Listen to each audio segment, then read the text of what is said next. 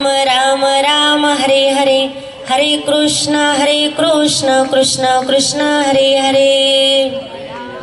हरे राम राम राम हरे हरे, हरे कृष्ण कृष्ण कृष्ण हरे हरे।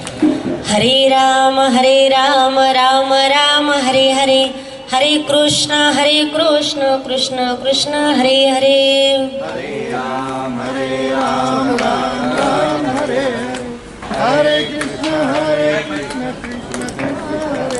पुंडलिक वरदा हरी विठ्ठल श्री ज्ञानदेव तुकाराम, पंढरीनाथ भगवान की जय, मौली ज्ञानेश्वर महाराज की जय, जगद्गुरु तुकाराम महाराज की जय। अंतीची आमती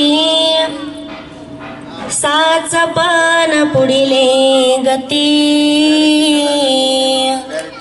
म्हणून जीवित जेने भक्ती दिदली शेखी, समचरण सरोजम सांद्र नीलांबुदाबम, जगदनिहितं पानि मंडलं मंडलानां, तरुण तुलसी माला कंदरम कंजनेत्रम, सदयदवलहता देवादी देवा जगत्रय जीवा, परीसी केशवा विनंती माझी वाणी तुझे वर्णी गुण नाम, ऐसे दे प्रेमा काही मज वचन ऐका कमलापती, माझ रंकाची विनंती।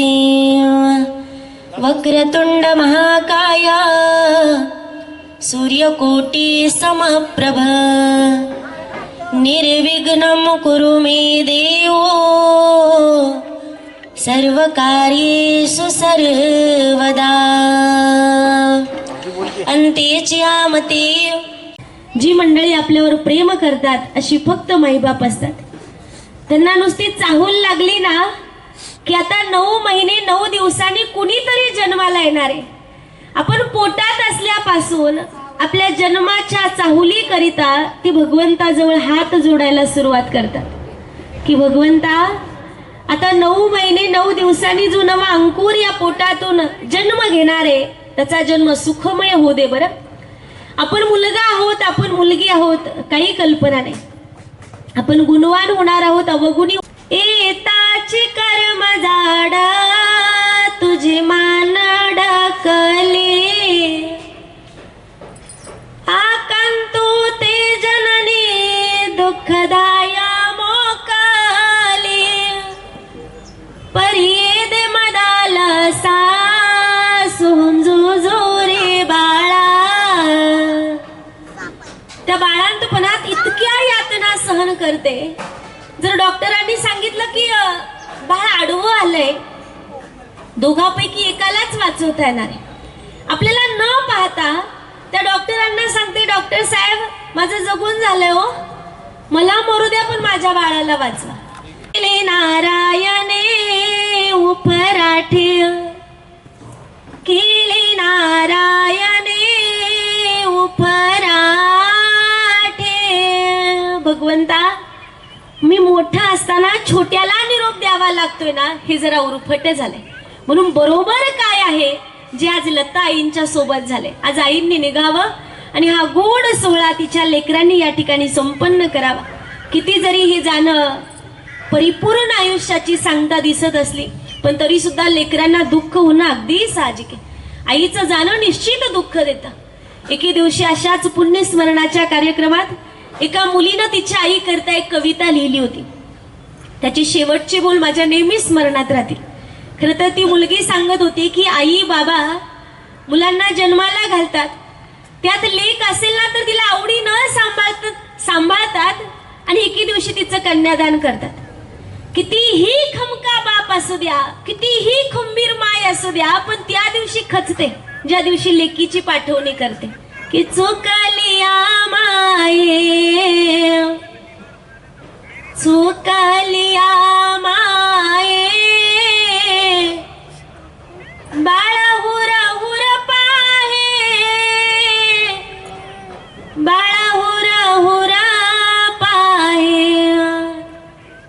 तैसे झाले माझ्या जीवा, तैसे झाले माझ्या जीवा. ती जाते ना तेव्हा दुःख होतं. कितीही खमक्या बापाला लेकीची पाठवणी करणं हे जड अंतकरणाचं होतं. ती मुलगी सांगत होती की आई, जितकी जड अंतकरणाची गोष्ट आहे की लेकीची पाठवणी करणं, त्याहून अधिक जड अंतकरणाची गोष्ट आहे आपल्या आईला, आपल्या बाबांना, लेकरांनी हा शेवटचा निरोप देणं. म्हणजे त्या पाठवणीत आणि या पाठवणीत कुठंतरी सुखही आहे आणि कुठंतरी दुःखही दडलेलं आहे. अगदी तसं आईचं जाणं निश्चित दुःख देतं. आई अगदी तिची निर्मितीच झाली ना, शास्त्रानं असेल, पुराणानं असेल, जिथं कुठं उपमा द्यावीशी वाटली, प्रेमाच्या गोष्टींना आईचीच उपमा देऊ पाहिजे.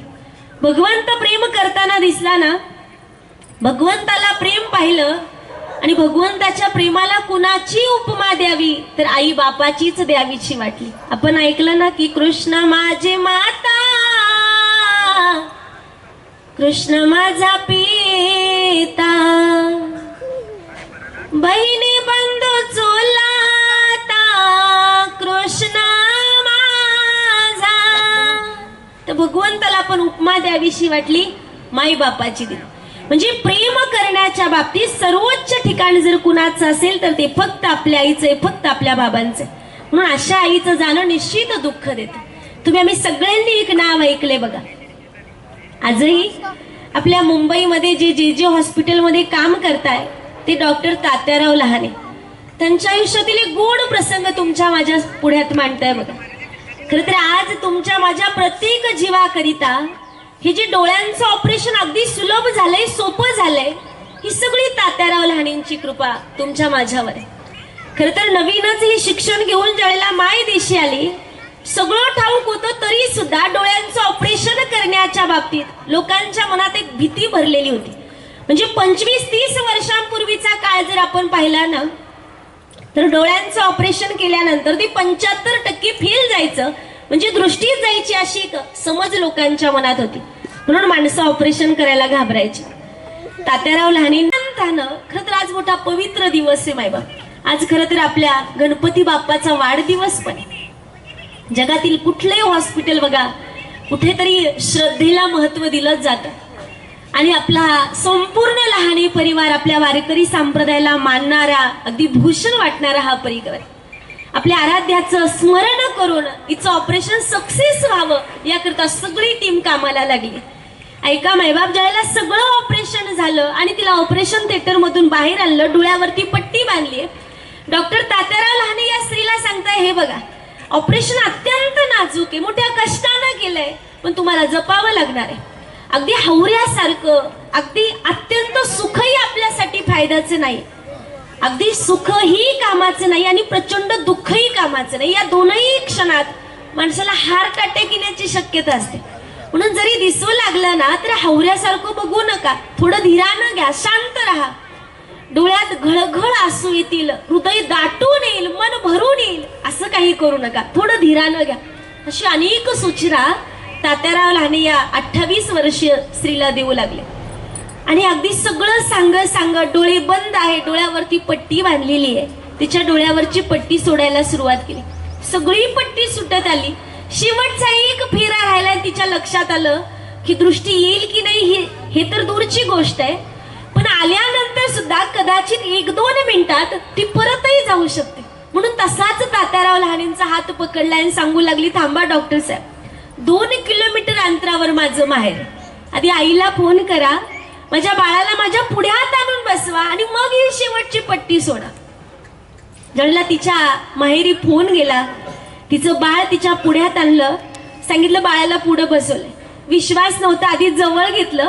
8 वर्षांचं बाळ तिनं गच्च पकडलं, स्पर्शानं त्याला अनुभवलं आणि 2 हातानं घट्ट पकडून ठेवलंय. तात्याराव लहानेंची तुम्ही ही मुलाखत बघितली असेल तर आपल्या लक्षात येईल. लहाने म्हणताय की त्या दिवशी आयुष्यातला असा प्रसंग बघायचा होता ना, सगळं शिबिर शांत झालं होतं, सगळी माणसं त्या ठिकाणी उपस्थित होती की आता काय होणार आहे. जर 8 वर्षांनी एखादी माय आपल्या लेकराला पहिल्यांदा बघणार आहे तर ती कशी बघणार आहे. आपलं पुढचं लेकरू ज्याला बघून झालंय ते दुसऱ्या देशात गेलं आणि 4 वर्षांनी परत येणार असलं ना, आई आतुर होऊन जाते. ठातेरावला आणि म्हणताय की गावी असताना कीर्तनात ऐकलं होतं की आई से कळवळ्याची जाती जाती हो, ऐसे कळवळ्याची जाती. लाभा शिवाय प्रेम करते असं ऐकलं होतं, पण कशी करते ना ते आज पाहायचं होतं.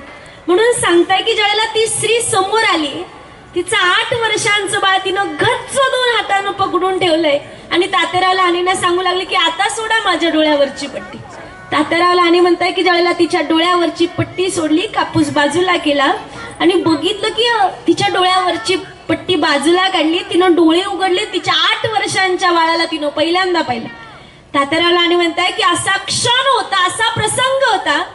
8 वर्षांनी बघतीये म्हटल्यानंतर असं वाटलं होतं की इतक पोराकडं बघत राहील. ती एकटक पाहत नव्हती, तिनं क्षणभर बघितलं. आणि जसं कधी तुम्ही बघितलंय की नाही माहित नाही, एखादी गाय वासराला जन्माला घालते ना गोठ्यात, तिच्या गोठ्यात घाणच घाण असते. ज्या बाळाला जन्माला घातले ना त्याला शेण लागले, गोमूत्र लागले, रक्त लागलंय, सगळे घाणीनं माखले. पण जन्माला घातलं ना त्या गाईला काहीच दिसत नाही, ना रक्त दिसतं, ना शेण दिसतं, ना गोमूत्र दिसतं. तिला दिसतं फक्त तिचं बाळ. म्हणून तिच्या बाळाला त्या इतर कुठल्याही गोष्टीला महत्व न देता जशी गाय वासराला चाटते ना, तशी ही 28 वर्षाची तरुणी तिच्या 8 वर्षांच्या बाळाला पहिल्यांदा बघून त्याला पाहत बसत नव्हती, तर अक्षरशः जिभीनं चाटत होती. असं दृश्य तात्याराव लहानी म्हणताय की आम्ही डोळ्यानं पाहिलं होतं. म्हणजे कुठल्याही स्वार्थाशिवाय जीवनात जी कृपा करू शकते, जी दृष्टी न करते, जी हस्ता न करते, जी प्रत्येक वागण्या बोलण्यातून कृपा दाखवते, प्रेम करते, निस्वार्थी प्रेम करून दाखवते, अशी फक्त माय असते.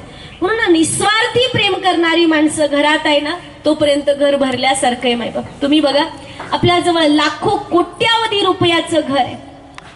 थकून भागून त्या घरात गेल्यानंतर आनंद कधी होतो? कोट्यावधी रुपयाच्या घरात आपल्यावर प्रेम करणारं कुणीतरी असेल तर त्या घरात आनंद वाटतो. आपली लाखो रुपयाची गाडी घेऊन आपण प्रवासाला निघालो ना, तर त्या गाडीत जीवाचं कुणीतरी शेजारी बसलेलं असेल ना, मग प्रवासाचा आनंद वाटतो. एखादी सुखा धावतील सगळे, दुःखाला ती आई विन माया विश्वात नाही, आई विन माया विश्वात नाही. म्हणून तर अगदी वनाकार सागरासारखी माया करते. आणि मग आपल्या कधी कधी लक्षात येतं की कीर्तनात प्रवचनात आपण ऐकतो की आई असं प्रेम करते, आई तसं प्रेम करते. आणि आपल्या घरात तर आपली आई असं काही वागत नाही. आपली आई तर आपल्याला ओरडत असते, भांडत असते, प्रसंग पडला तर हात पण उचलते. मग हे प्रेम नाही का? खरं तर प्रेम आणि लाड या 2 गोष्टींमध्ये थोडासा फरक आहे मायबाप. अति लाडानं आपल्याच हातानं आपल्या लेकरांचं सगळ्यात मोठं नुकसान होऊ शकते. म्हणून लाडानं लेकरं वाढवायची नसतात, तर ती शिस्तीनं प्रयत्नानं घडवायची असतात. म्हणून लाड काही कामाचा नाही. आजची पिढी, आजचं युग जर पाहिलं तर पोरांची फक्त लाड करायला सुरुवात झाली मायबाप. शास्त्र म्हणतं की लालनात बहो दोषा ताडनात बहो गुन्हा, तस्माद पुत्रं च शिष्यं च ताडयत न तू लाडयत. लाड करा पण कुठपर्यंत? शास्त्र म्हणतं लालयत 5 वर्षांनी 10 वर्षांनी ताडयत प्राप्य तू 16 वर्ष पुत्र मित्र वदाचरित. लाडात अनेक नुकसानी सांगितल्या. नुसतं लाड करणं यात लेकराचं अनहित सांगितलंय मायबाप. तुम्ही बघा ना, लाडानं मुलं मोठी होऊ शकतात, लाडानं लेकरं घडू शकत नाही. आणि या मनुष्य जन्माचं कौशल्य लेकरांना मोठं करण्यात नाही, तर त्यांना घडवण्यात कौशल्य. मोठं करायला काय लागतंय मायबाप? जन्माला घातलं की लेकरं वाढणारच आहेत, मोठी होणारच आहे.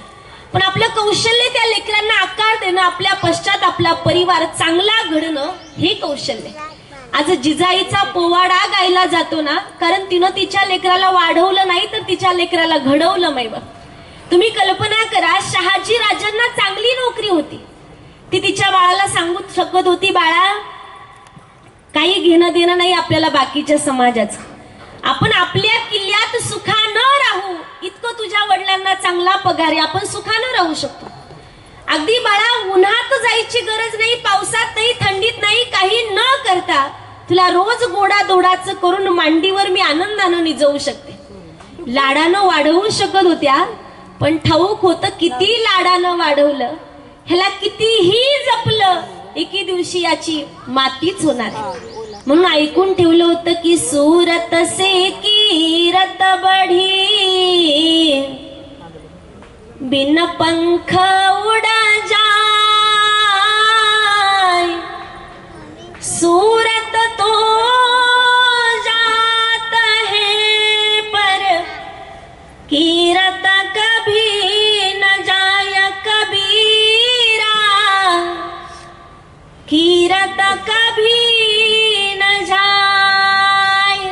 माहित होतं किती ह्या सगळ्या लेकरांची जी धावपळ सुरू होती ना, अगदी मग आईची प्रतिमा सजवण्यापासून असेल, हा सगळा अट्टास असेल, अगदी या परिवाराचं समाजाशी वागणं असेल, बोलणं असेल, आपल्या सगळ्यांचं या ठिकाणी येणं असेल, ही कुठेतरी संस्कार दाखवून जातं. म्हणून लेकरं जर गुणवान दिसली तर कौतुक हे नेहमी माईबापाचं होत असतं की यांनी घडवले. म्हणून सावता बाबांनी या जगाच्या मालकाला हृदयात साठवलं ना. नामदेवरायांनी पाहिलं की हा इतका अधिकारी मुलगा जन्माला आलाय ना, ह्याची माईबाप धन्यतेची असली पाहिजे. म्हणून थोडे सब दुखी सुखी राम के दास कबीरा, सुखी राम के दास. इथं अनेक दुःख सहन करावी लागणार आहे. म्हणून आपल्या बाळाला घडवत असताना, लहानाचं मोठं करत असताना फक्त लाड, फक्त प्रेम करण्यापेक्षा योग्य अशा तऱ्हेनं त्यांना घडवत असताना शिस्त असेल, कधी रागवणं असेल, ओरडणं असेल. आमचे गुरुजी म्हणायचे, माई बापाच्या प्रेमाचा अर्थ नाही समजला काही नुकसान होत नाही, पण त्यांच्या रागवण्याचा अर्थ जर नाही समजला तर मग माणसाचं नुकसान होतं. त्यांची प्रत्येक रागवणं, त्यांचा प्रत्येक ओरडा आपलं लेकरू घडावं याकरिता आहे माईबाप. थोडी कल्पना करा माईबाप, आता तुम्ही सगळी शहरात राहणारी मंडळी आहात, तुम्हाला आमच्या शेतीचं उदाहरण समजेल की नाही माहित नाही, पण आमच्या गावाकडे असं म्हटलं जातं, आपण कांद्याचं, टोमॅटोचं पीक घेतो, म्हणजे 2, 2.5, 3 महिन्याचं जे पीक आपण घेतो ना, ज्या पिकासाठी 2, 2.5, 3 महिने कष्ट केले जातात ना, ते कष्ट माणसं इतक्या बारकाईनं करतात. शेतकरी मंडळी आपल्या पोटाला खाणार नाही इतक्या वेळेत पिकाला पाणी देतात, खत देतात. 2-3 महिने कष्ट केलं आणि जर हवामान खराब झालं, भाव नाही मिळाला, जर ते पीक वाया गेलं ना, तर त्या माणसाच्या डोळ्यात पाणी येतं. आपल्या भाषेत सांगायचं झालं तर एखादा व्यवसाय, एखादा धंदा उभा करण्यासाठी माणसाने जर 2-4 वर्ष कष्ट केली आणि तो व्यवसाय जर वाया गेला, बुडाला म्हणा, तर माणसाला वाईट वाटतं. 2, 4, 6 महिन्याची मेहनत वाया गेली तर चांगल्या चांगल्यांच्या डोळ्यात पाणी येतं.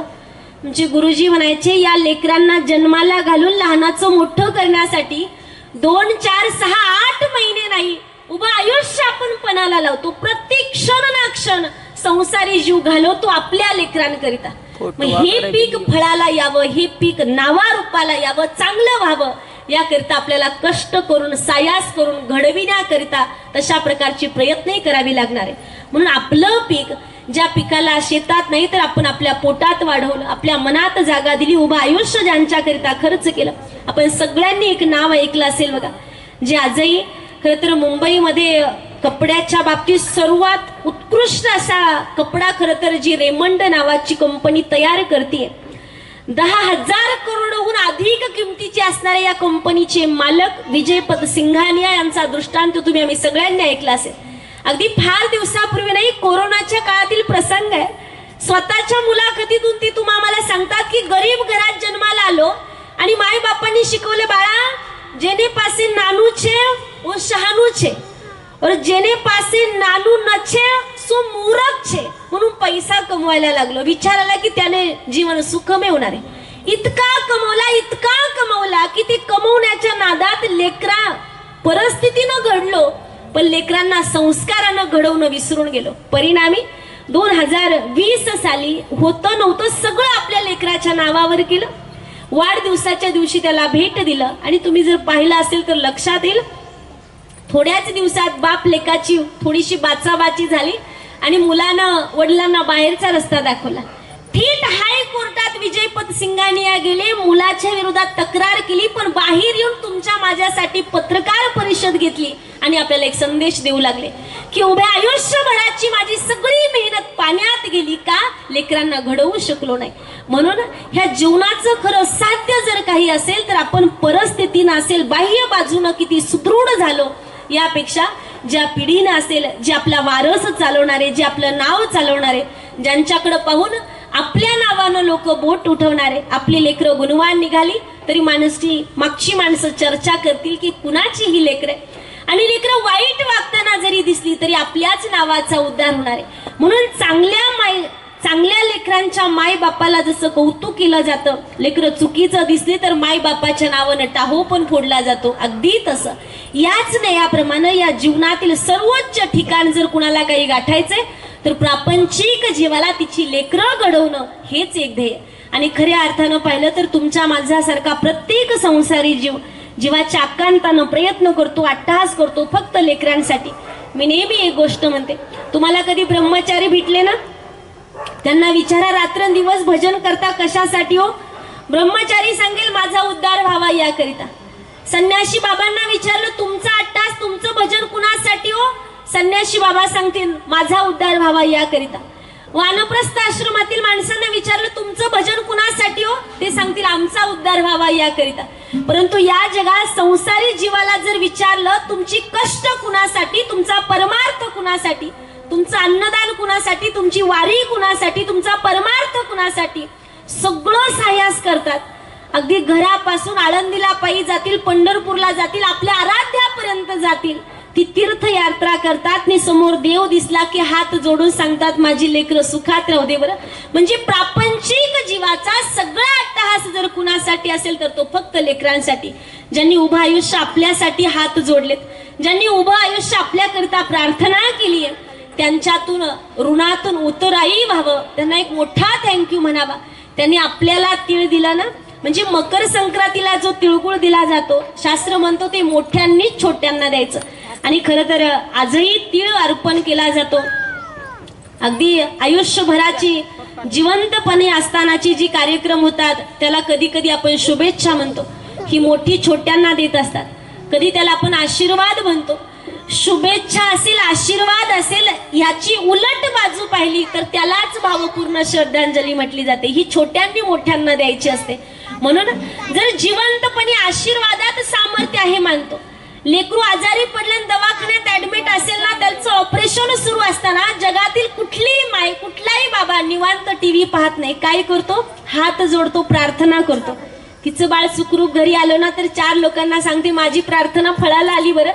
जर प्रार्थना या जीवानं केलेली त्या जीवापर्यंत पोहोचते. मग आपलं शास्त्र सांगतं, आपलं पुराण सांगतं की आज लेकरांनी मनोभावे केलेली इथली प्रार्थना पण तिथपर्यंत पोहोचणार आहे. जर कृष्ण म्हणताय की नैनम छिंदन्ति शस्त्राणि नैनम दहती पावकः न चैनम क्लेदयन्त्यापन शोषयति मारुतः. जर शरीर नश्वर आहे पण त्यात असणारा जीव जर अविनाशी, तर लताईंना जाऊन आज जरी 1 वर्ष पूर्ण झालं, शरीर रूपानं जरी ते आज आपल्यात नसल्या पण जीव रूपानं ते आजही आपल्या जवळ आहे. खरं तरी गेलेली माणसं सूक्ष्म रूपानं का असे ना आपल्या लेकरांना, आणि आजचा दिवस महत्वपूर्ण मानला जातो. आज हा सगळा अट्टहास पाहून, आज लेकरांच्या मनातील श्रद्धा पाहून ती पितर तुम्हा मला आशीर्वाद देत असतात. म्हणून तर तुकोबा म्हणतात की तुका मने पितृ आशीर्वाद देती कल्याण इच्छिती व्हावे सदा, कल्याण इच्छिती व्हावे सदा, पाहता ती वाटा स्वर्गीचे पूर्वजा.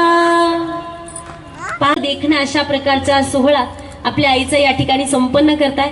त्या निमित्तानं खरं तर हरी प्रवचन आहे. आता थोड्याच वेळात खरं तर गोड असं भजन या ठिकाणी, त्याचं गोड नियोजन त्यांनी या पुण्यस्मरणाच्या निमित्तानं केलंय. खरं तर आजच्या दिवशी तिच्या नावानं हा सगळा अट्टहास या ठिकाणी केलाय. आज तिच्या नावानेच वाजेल त्याचं नाव टाळ आहे, त्याचं नाव मृदंग आहे, त्याचं नाव हे भगवान श्री कृष्णांचं, रामाचं, माऊलीचं भजन आहे. आज तिच्याच नावानं केलं जाणारं अन्नदान, ह्या सगळ्या गोष्टी या निमित्तानं करतोय, तिच्या नावानं करतो. मी नेहमी म्हणते, लेकीच्या लग्नात बाप खर्च करतो ना, अन्नदान करतो, वस्त्रदान करतो, सगळं करतो. अपेक्षा ठेवतो की येणाऱ्या सगळ्यांनी माझ्या लेकीला आशीर्वाद द्यावे. अगदी तसं मुलं हा सगळा अट्टहास करतात. येणाऱ्या प्रत्येकानं आपल्या आईला भावपूर्ण आदरांजली द्यावी की तिला पुण्यासाच्या पडे, हे सगळं तिच्या चरणी अर्पण करण्याकरिताच हा सगळा अट्टहास केला. म्हणून माऊली म्हणते की अंतीची आमती साच पण पुढिले गती, म्हणून जीवित जेणे भक्ती दिधली शेकी.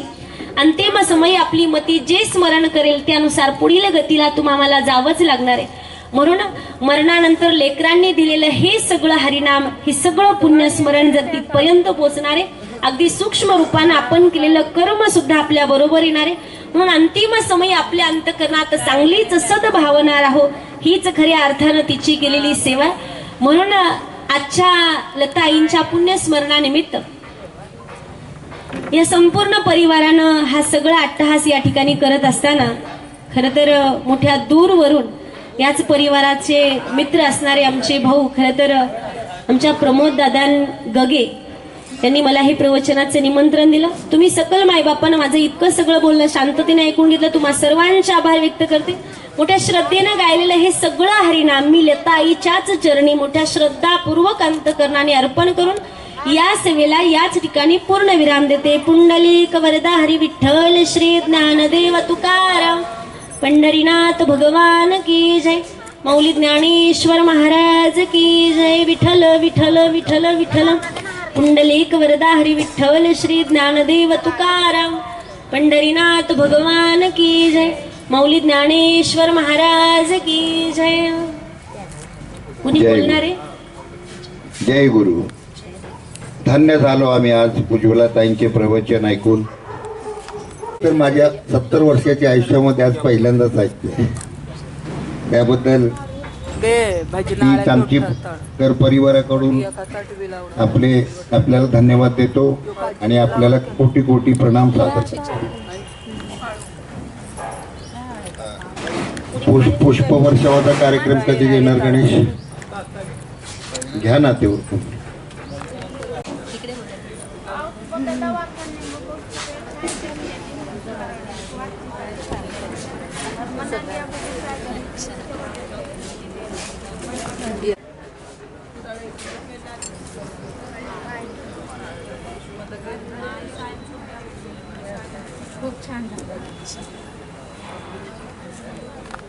धरी जगा जय देव जय पांडुरंगा हो हरी पांडुरंगा.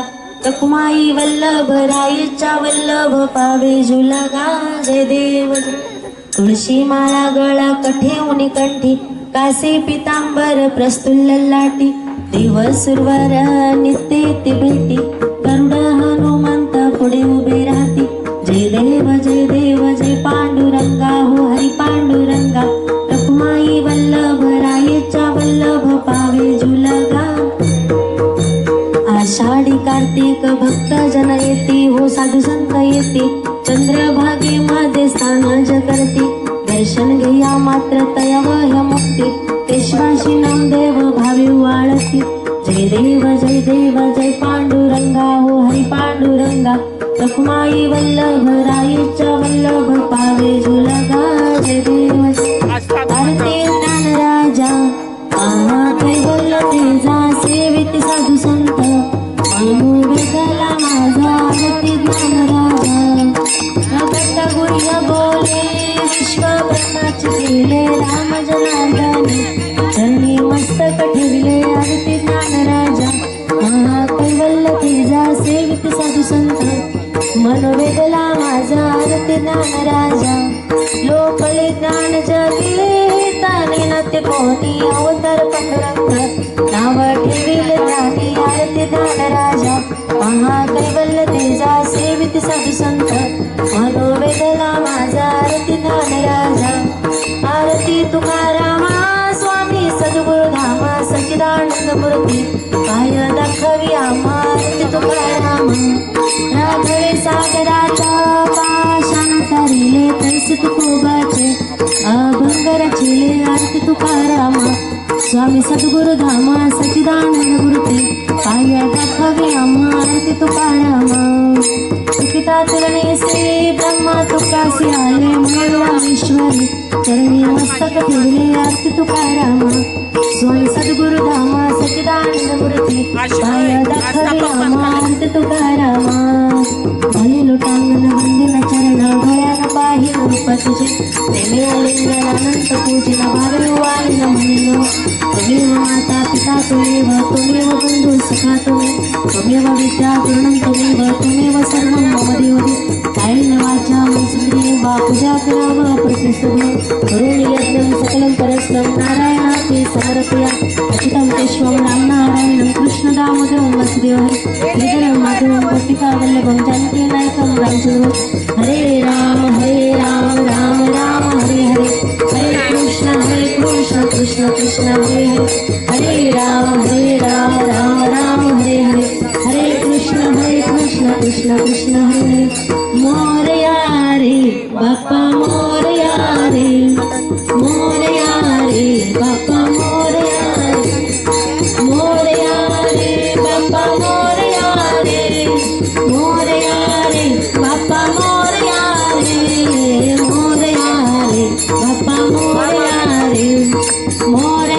रे बाप्पा मोरया रे गणपती बाप्पा मंगलमूर्ती आता विश्वात्मके देवे येणे वाग्यज्ञ तोषावे तोषोणी वच द्यावे पसाय दाने जे कांची व्यंकटी सांडो तया सत्कर्मी रती वाढो भूता परस्परे पडो मैत्र जीवांचे दुरितांचे तिमिर जाओ विश्व स्वधर्म सूर्य पाहो जो जीवांचे तो ते लाहो प्राणी जाता वर्षत सकळ मंडळी ईश्वर निष्ठांची मांदी आळी अनवरत भूमंडळी भेटतू तया भूता चला कल्पतरूंचे आरव चेतना चिंतामणीचे गाव बोलते जय हा होईल दान पसाओ येणे वरे ज्ञान देऊ सुखिया झाला येणे वरे ज्ञान देऊ सुखिया झाला येणे वरे ज्ञान देऊ सुखिया झाला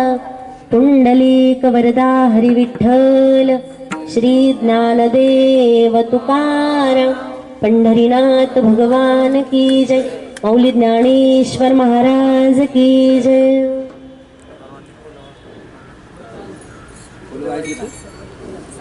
हॅलो सर्वांनी फुलं वाहून द्यायची आता फुलं वाहायची टाकायची नाही